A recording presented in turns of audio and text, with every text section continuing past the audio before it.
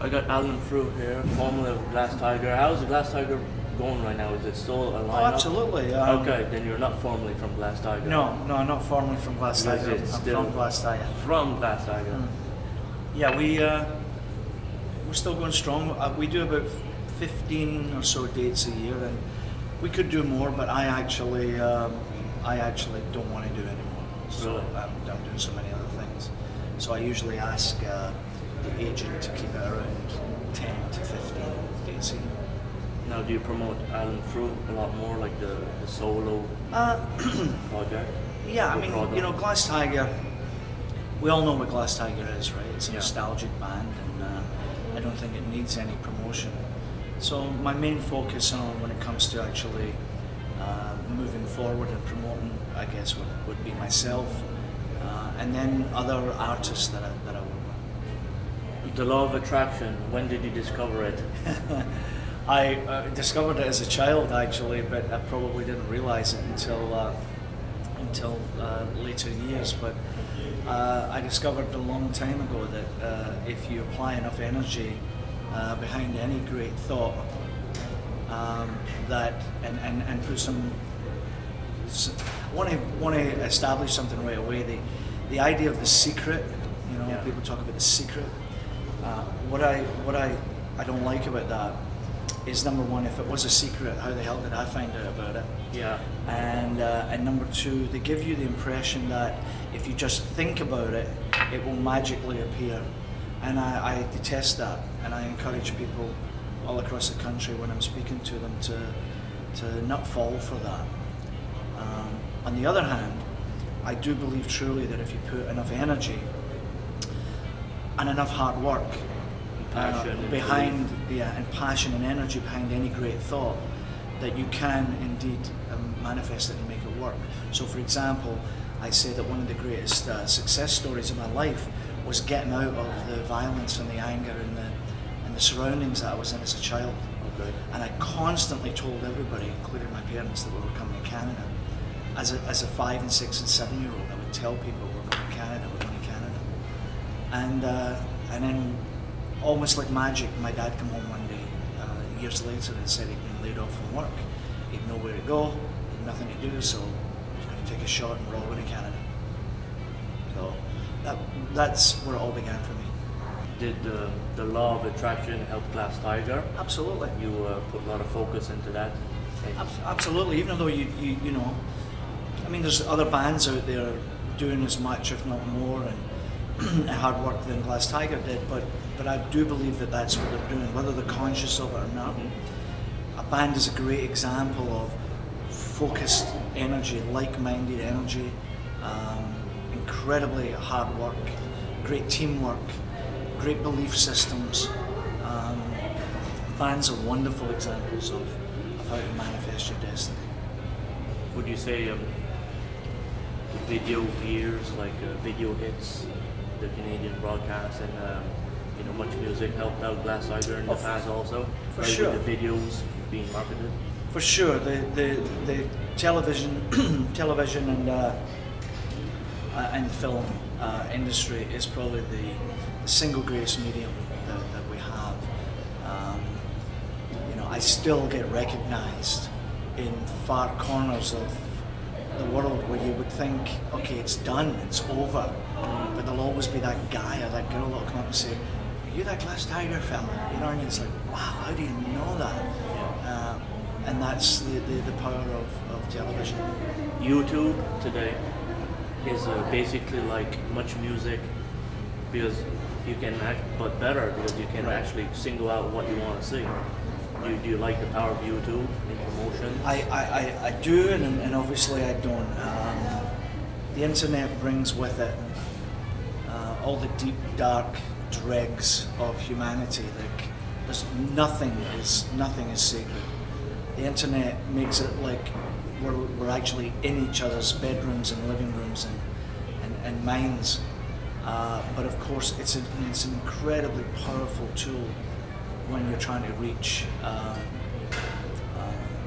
trying to reach people, especially if you're promoting something. So it's you're damned if you do and you're damned if you don't, right? it's very powerful. With internet today, you still get sales, like for sure. like people go and now they can get an autograph. For sure. And that helps. Yeah. People makes it easier to access. Yeah. People try to reach us all the time, and some of them are very successful. And the internet is here to stay, obviously. Yeah. And it's like nothing we've ever known before. When you're an artist, however, I really don't. My time spent on the internet is usually to gather up information for writing.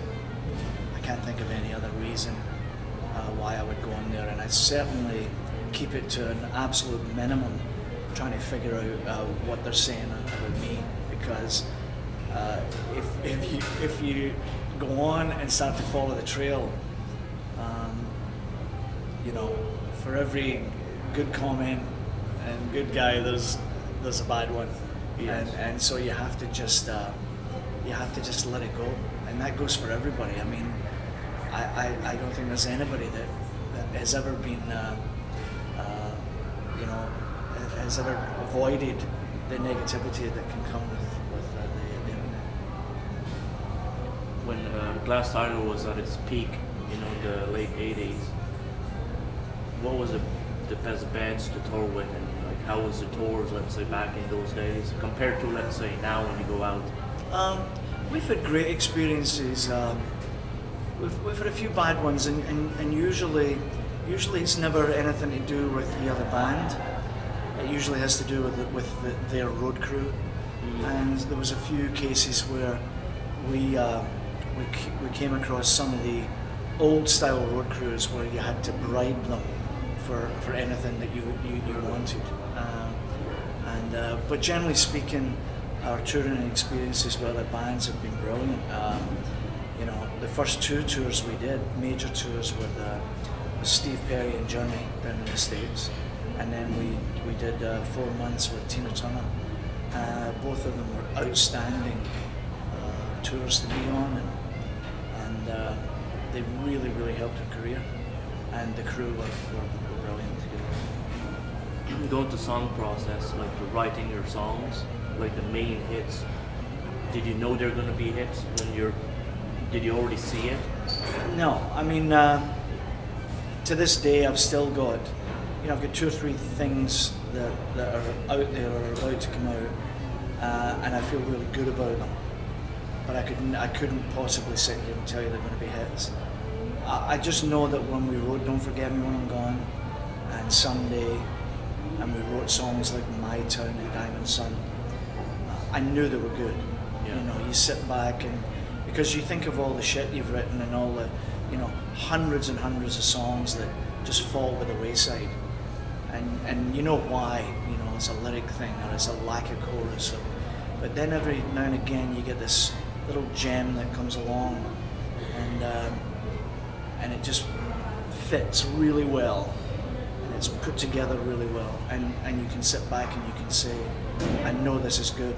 And I remember sitting in the studio way back, and we had the record company and managers, and we played Don't Forget Me When I'm Gone back. And the one thing I remember thinking was when that little harmony comes in on the second verse, it sounded to me like the Everly Brothers, from the late 50s, early 60s. And I hadn't heard anything like that on the radio at the time. And I remember thinking, wow, man, that's like the Everly Brothers. This is great. This is going to be great. Yeah. And that's about as far as I took it. The song process also, do you grab an acoustic and start writing, or do you write lyrics first? No, never write lyrics first. It's always music. And then the lyrics follow after. There's very few people. I only know of maybe Leonard Cohen now is another one. I'm not sure, but I know that Kim Mitchell had a songwriting partner called Pi Dubois, and of course the most famous would be Elton John and Bernie Taupin. It's a very difficult thing to do, to look at poetry and then decide to put music to it. It's a great gift, actually. I admire anybody that can do it. But for me, it's always the music first. Before Glass Tiger, what was there for you in music? There was rock and roll, lots of it, and there was a period in my life where I got involved in medicine. My first band had split up and vanished, and so sorry for a second, Joel. My first band, you know, we gave it a great shot, and it didn't work out, and everybody was broke, and I went back to study medicine. My goal was to become a doctor, but I had to start right at the beginning of like being a porter and then an orderly and then a registered nurse and working the operating room. And I got as far as that when the next band had taken roots. It's called Tokyo, and we worked our asses off. And I was an RN, thinking about going to medical school for my doctorate when Glass Tiger hit. That cancelled all of that. Yeah, cancel that ticket. And then we got Alan Frew as he is right now, Yeah. playing music the rest of his life. Right. That's it. And you do not regret that. Oh, not for a second. I still miss medicine. I love people and I like helping people. But now I do it hopefully through my music, and I do it through raising awareness for causes, and I do it through raising money for causes. Do you stay close with your band members at all times throughout the years? Or is there times you drift apart? Yeah, not as much as we used to. Like, for example, I haven't seen the guys. I saw Sam. I went to the UK last week for a football match, and I invited Sam along, and Sam came over to Scotland. Sam and I socialised a bit more through the years. I haven't seen Alan Wayne since the last time we gigged. But we stay in touch through emails, and we're all good friends. So you're a really big soccer fan? Yes, yeah. I Since flew over the beginning? Oh yeah, I went over to the UK last weekend, and I saw Manchester United on the Saturday, and then I flew up to Scotland, and I saw Rangers and Celtic on the Sunday. Is there a day of the week that you just sit down and watch it and relax? Yeah, if Rangers are in the Champions League, which they are, my manager always puts it into my schedule, and so we try and one of the great things about the internet is if I can't get near a club or any place to see the game, usually I can find it online. So this coming Tuesday I'll be sitting in a hotel in Kelowna watching Rangers play. Wow. And I'm sure you met your favorite team. Yeah, I've been very blessed actually. In 1986, when Glass Tiger took off, in the hockey world, I became friends with Wayne Gretzky and Mario Lemieux and Mark Messier and all those guys. And then my favourite soccer team, Glasgow Rangers, I became good friends with the players, and that relationship with Rangers has stayed ever since. Do you keep in touch with Wayne Gretzky? And I see Wayne occasionally. I was invited to his golf tournament last year, and I went out and played that. You know, we've always just kind of. I've never been one for really, you know, trying to maintain. Oh, it's Rod Stewart, and I must speak with him or something like that. It's usually always been just that if we cross paths, it's nice to catch up with each other. You know, like if I saw Brian Adams tomorrow, we would catch up. Hey man, how you doing? What's going on? But we haven't spoken to each other in a long time. that'd be a long catching up. Yeah. Yeah. No, I saw Brian. We got an award together. He was getting a classic award, and I was getting a classic award about 3 or 4 years ago. He was there, and we saw each other. What's your biggest Canadian artist besides Glass Tiger that you'd listen to? For me, it would probably be. I'd probably say the Tragically Hip. Today they're still.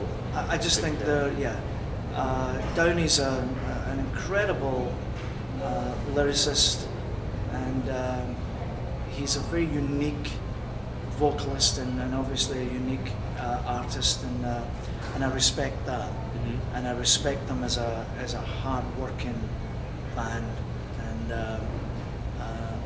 that would probably be what comes to mind. Would you say the bands today have it easier with the internet access there to when you first started? No. I would say that they have it. I would say that they have more at their disposal say that the reach is bigger and it's instantaneous. You know, you can record a little video and some guy in Korea can be watching it tomorrow. But I think with the power that the record companies have lost and the vast amount of money that they've lost and the ability for the machine to come along and throw money at you and help you that way, I think, you know, I have a saying that what used to be a bar tab for a record company is now a record deal, sometimes for 2 bands, you know, and I think that makes a big difference. That being said, if you can harness the internet and you could really make people pay their $1 or $2 every time that you were bringing something to them, if you could really do that, you could probably get rich pretty quickly. But of course, it doesn't work like that. The bar scene, or theaters, or casinos, is that what you're doing right now? Do you do the bar scene at all? Or is I did. I don't anymore. There's just no point. You know, I'm lucky in the fact that I play because I want to play. Right. Musically speaking, I'm more tuned into writing my new book. I've written a piece for the Olympics. I've written an anthem that the Toronto Maple Leafs are using right now, but it's really a Canadian anthem. I think it'll spread right across the country.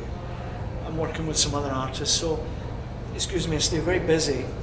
But musically, now the show that I'll do tonight is something that I want to do more of. It's really just a very casual evening of me singing acoustically, right, and telling stories, being a storyteller. If I'm on stage tonight, 90 minutes, I might be lucky if I'll do 6 songs. Right. Because I like to talk to people. Long stories, yeah, each song. and people like it. Yeah. It's fun, it's intimate, and it's friendly. Do you grab questions from the audience sometimes? I haven't, but that's a good suggestion. Yeah. I might do that tonight. But I tend to just story tell and tongue in cheek and have some fun with them and some jokes and whatnot, and sing a few songs. So we are developing a kind of one-man show for me that will be based on that kind of thing. Maybe a little bit more drama involved, maybe a little bit more relationship to the message of my book and whatnot. But generally speaking, a one-man show.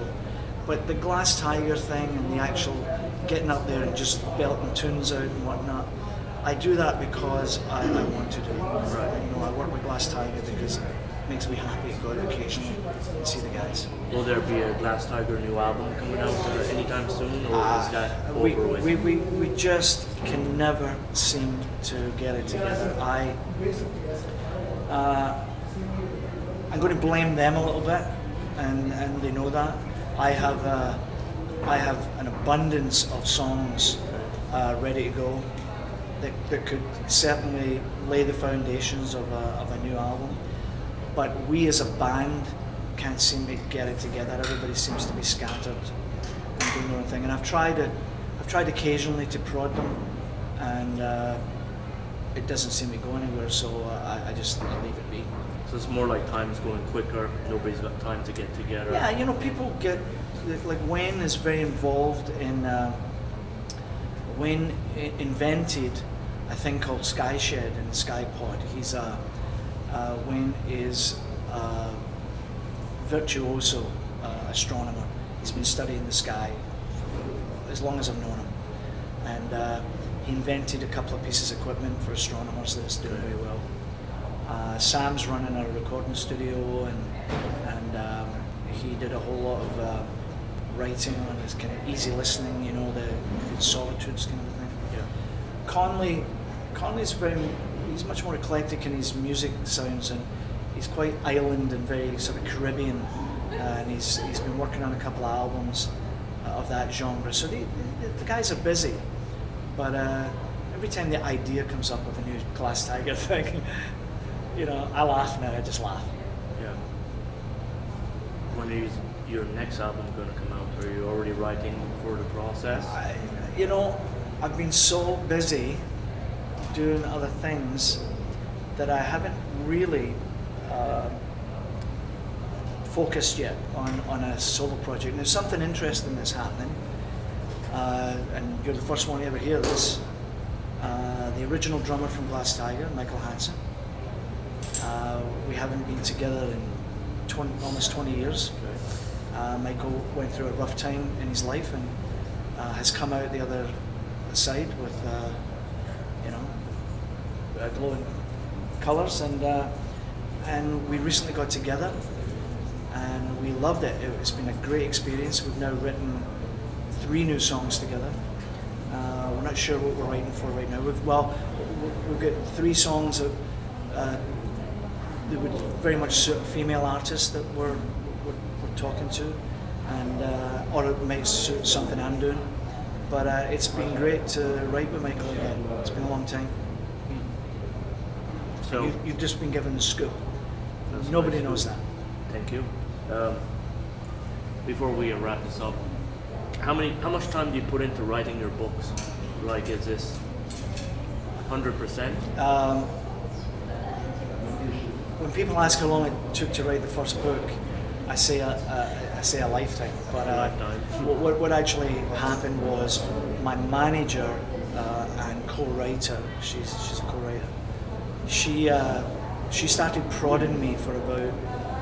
I kept saying that I had a book in me, and she kept saying, "Well, prove it, like do it," and I would never get round to it. And then she started writing things, knowing that as she was sending it to me, she would say, "Well, this should be like this, and this should be like this," which immediately made me go, "No, it should be like this." And before I knew it, I was in. You're writing it. And from the time I started, it took about a year of solid work. This new one's been tricky because I'm so busy and I'm a little bit writer's block and a little bit brain fried that it's been a struggle. But we do have the major framework of it, and if I could just focus solidly, I think I could have it ready by the springtime. Alan Frew, Glass Tiger, and Alan Frew and Law of Attraction. Yeah. The new version. Yeah. Silly as it may sound, I really believe that you and I and everybody around us, your every thought, your every idea that you've ever had, what you say you are, what you believe you are, we believe you are. What you tell the universe you are, it believes you. And so if you're trying to sell a product or promote something, but you're coming in sheepishly and you're saying, I'm not really good, but the universe will say, well, you're not really good. Right. And it will tell you that you're not really good. But, you have to know that Michael Jordan, Brad Pitt, Bill Gates, Gandhi, Bill Clinton, these people told the universe and told us who they were and how good they are. And that's why we believe them. And so if there's any message I can give to anybody, that would be it. Wow. The Secret, you've watched the movie, I'm sure. I have not watched the movie. No. I refuse to, and I scanned the book, and as soon as it kind of tried to take. Well, first of all, being in this sort of genre, it's very important that now I cut myself off from what they're doing, because if I want to speak honestly, then it's the same with my songwriting. I don't listen to music. I haven't listened to music in years. You don't listen to anything in the car, or like when you're driving? Well, I tell you, for about 15 years, I never listened to anything. Really? Other than talk radio, right? And that was important to me because, my brain was a bit fried on all the writing that I was doing musically, and also it kept my ideas fresh, and it meant that if I write a song and you either love it or you hate it, that's okay with me. But if you come to me and you say, "Oh man, you've just ripped off whoever," then there's no merit in that. So, of course, as a younger man, I read Wayne Dyer and Deepak Chopra and Napoleon Hill, Tony Robbins, I read them. But a few years ago, it became time for me to cut myself off, right? Because I need to speak from experience and how I feel about these things. So if I keep running to all these other books, I'll probably just end up manipulating it, and you know. So I try to keep it as honest as possible. So The Secret, I'm sure I know the basics of it, and people have told me about it, and I've actually stood in chapters and scanned the book. But I just, when I got to parts about channeling Abraham and you know, you get the impression that if you're looking through the jewelry store at a diamond ring and you go, that you think it's going to be under the bed. I just found that like a lot of guff, and I understand why people turn their back on that kind of thing. One of the reasons I'm doing so well with my speaking engagements, I believe, is because that when people see me speak, I'm just like a guy from the streets, and my message is solid, and people relate to me. And I don't talk about a lot of shit. I talk about hard work. I talk about willpower. I talk about belief, and I hopefully just encourage and coach people and prod them. Pure originality. Thanks, man. It comes right from in there. If you don't mind, I'll tell you a great thing that happened to me last week. When I was a little boy, my favourite team had a player called Alex Ferguson. Okay. And Alex Ferguson was an average, if that, player. He didn't do very well. And he kind of vanished as a player. But he started coaching. He must have understood early on that he had an ability to speak to football players, soccer players, and help them become better players, more so than he could himself, like make himself a better player. And he managed, and he managed, and he ran small teams, and the next team, the next team. And today he is Sir Alex Ferguson, and he manages Manchester United. And he's certainly the greatest living manager of all time. Wow. And he's one of the greatest managers of all time. And I had the pleasure of meeting him last weekend at Old Trafford. And you could just see how he can manipulate and draw in an entire room of people. And you can understand the gift that he has and how he's made these players like Wayne Rooney and Rio Ferdinand and Ryan Giggs, and he's made these players great players. He's made them transcend, you know, how good they thought they could be, and that's why Manchester United is such a great team. And yet, he himself was never that good. Right. And so I like to think that when I'm speaking to people about things that maybe I maybe couldn't do myself, you know, whether it's a sports guy or a business guy, whatever.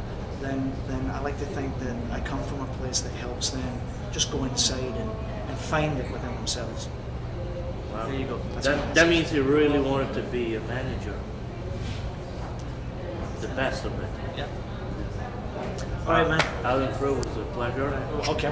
Yeah, I've got a bit of a cold. Yes, so. That's fine.